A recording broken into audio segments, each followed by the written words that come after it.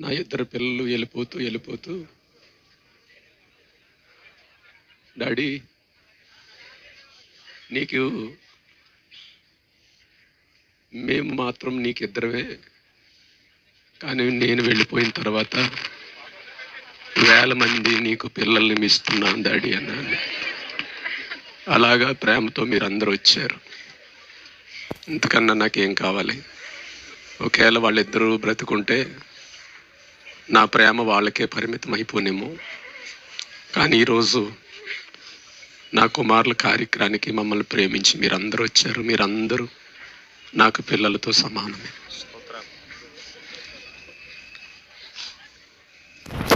ఇలాగ ఎందుకు చేశావు అని దేవుణ్ణి ప్రశ్నించడానికి నేనేమాత్రం కూడా సరిపోయినవాణ్ణి. కానీ దేవుడు ఏది చేసినా దాని వెనకతల ఏదో ఒక చిత్తం దాచబడి ఉంది.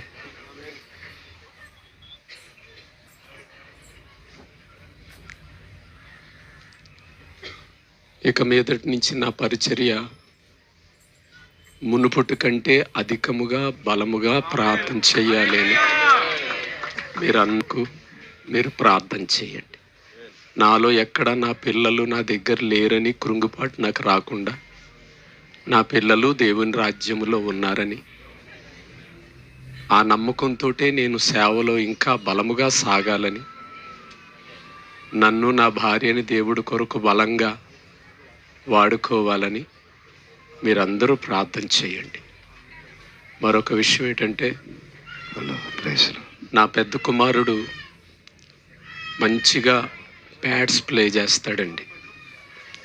నా చిన్న కుమారుడు చక్కగా వర్షిప్ చేస్తాడండి. అప్పుడు నేను అనుకున్నాను, నా బలం ఈలే అనుకున్నాను. అయితే దేవుడు వారిద్దరిని ఎందుకు ఇంత తొందరగా ఆయన రాజ్యానికి పిలుచుకున్నాడు అని ఆలోచిస్తుంటే నా హృదయంలో ఒక ప్రేరేపణ వచ్చిందండి. ఆ ప్రేరేపణ ఏంటంటే, పరలోకములో దేవునికి కోటాను కోట్ల మంది దేవదూతల సమూహముతో నిత్యము పరిశుద్ధుడు అని ఆరాధిస్తారు కదా. అక్కడ ఎవరికో ఏదో సమయంలో ప్లేయర్ ఎవరో తక్కువ వచ్చి ఉంటారు, అందుకు అడేమో అక్కడ అనుకున్నా. అక్కడ ఆయన ఆరాధించే గుంపులో వర్షిప్లో ఎవరో తక్కువ వచ్చి ఉంటారు, అందుకే నా చిన్న కుమారుడిని కూడా తీసుకున్నాడు. నా ఇద్దరు పిల్లల్ని కూడా ఆయన పని కొరకు తీసుకున్నాడు అంటే అంతకన్నా నాకు సంతోషం మరొకట్లేదు. ఇక్కడ ఆరాధించేదానికంటే నా పిల్లలిద్దరూ కూడా దేవుని సన్నిధిలో ఆయన యొక్క సమక్షంలో ఆయన పరిచర్యలో ఆయన స్తుతించే గుంపులో నా పిల్లలు ఉన్నారు. నేను ముందుకు సాగాలని, ముఖ్యంగా నా భార్యకి నాకు మనోధైర్యం. ఒక విషయం ఏంటంటే, ఈ యొక్క విషయం జరిగిన కాడి నుంచి నా సంఘబిడ్డలైన వారందరూ వారు భోజనాలు మానేసి నిద్రలు మానేసి మా కుటుంబానికి ఎంతో ఓదార్పు సమాధానం ఇచ్చారు. వారికి వందనాలు. నా సంఘబిడ్డలు కాకపోయినా ఈ చుట్టుపక్కల పరిసర ప్రాంతాల్లో ఈ విషయం తెలియగానే ఎంతోమంది మమ్మల్ని ప్రేమించి ఇక్కడికి వచ్చారు. అలాగే అనేక మంది ఫెలోషిప్లో నాయకులు, దైవ సేవకులు ఎంతోమంది ఈ స్థలానికి వచ్చారు. ఇలాగా రావటానికి నా పిల్లల యొక్క ఆ మరణమే కారణమైతే నా సంఘం దగ్గరికి ఇంతమంది రావటం నాకు ఎంతో గొప్ప ఆశీర్వాదకరంగా.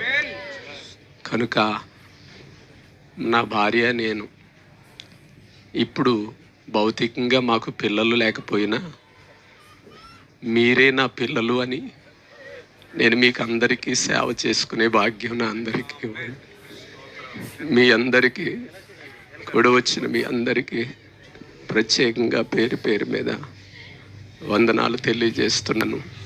మాలో ఎక్కడ కృంగుబాటు లేకుండా ప్రార్థన చేయండి. నేనేమాత్రం పిల్లల మీద బెంగ పెట్టుకొని కృంగిపోకుండా మా ఇద్దరి కోసం మీ అనుదిన ప్రార్థించండి. ఈ కార్యక్రమానికి వచ్చారు, మీ అందరికీ వందనాలు. అలాగే జూన్ 5వ తారీఖున ఈ కార్యక్రమం కోసం ఏర్పాటు చేసిన నా పిల్లలు ఆదరణ కూడికకు మిమ్మల్ని అందరినీ ప్రేమతో దైవజనుడిగా ఆహ్వానిస్తున్నాను. 5వ తారీఖు అండి, ఉదయం 9 గంటల నుండి. కనుక ఎవరిని పేరు పేరు మీద పిలవలేదని బాధపడకండి. కనుక మీరందరూ, అలాగే దైవజనులను కూడా ప్రేమతో ఆహ్వానిస్తున్నాను. మరి మా కుటుంబం కొరకు మీరందరూ ప్రార్థన చేయండి. అయితే ఒక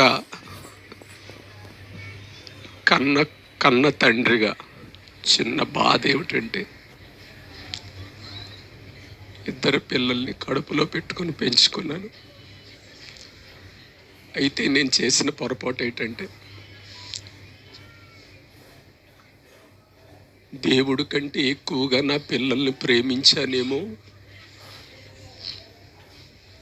ఒకవేళ నన్నే ఎక్కువగా ప్రేమించాలి రఘుయేలు నువ్వు అని ఒకవేళ అలాగాని జరిగించాడేమో అనుకున్నావును. దేవుని కంటే ఈ లోకంలో మనం దేన్ని ఎక్కువ ప్రేమించినా అది ప్రమాదమే కదా. కనుక ఇక నుంచి నా పొరపాటు నేను తెలుసుకొని, నా దేవుడి కంటే ఇంకెక్కువగా దేన్ని ఏది ప్రేమించునని ఇందు మూలంగా నేను తెలుసుకున్నాను. నా కోసం, నా కుటుంబం కోసం మీరందరూ ప్రార్థన చేయండి.